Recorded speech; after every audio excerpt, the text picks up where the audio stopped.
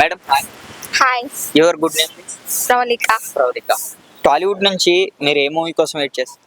కల్కి కోసం వెయిట్ చేస్తున్నానండి. కల్కి. ఎందుకు కల్కి? ఎందుకంటే కొత్త కొత్త అప్డేట్స్ అనేవి వస్తూ ఉన్నాయి కదా. ఒక బుజ్జి అనేసి కొత్తగా కార్ని చేశారు కదా, అందుకోసం ఆ మూవీ ఇంకా ఇంట్రెస్టింగ్ ఉంటుంది అనేసి వెయిట్ చేస్తున్నాం. కల్కి నుంచి మీరు ఎటువంటి అప్డేట్ కోసం వెయిట్ చేస్తున్నారు? అవును.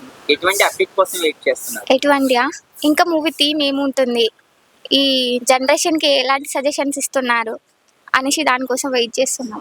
జూన్ 27 మూవీ రిలీజ్ కదా, ఇండియా ఎలా ఉండబోతుంది?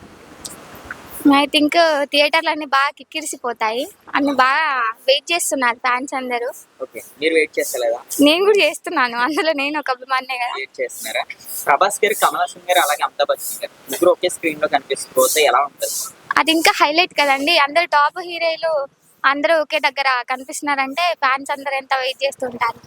మేడం మనం చూసుకుంటే సేమ్ టైంలో అందులో బ్రహ్మానందం గారు కామెడీ కూడా యాడ్ అయ్యే అవకాశం ఉంది. ఒకవేళ యాడ్ అవుతే ఎలా ఉంటుంది?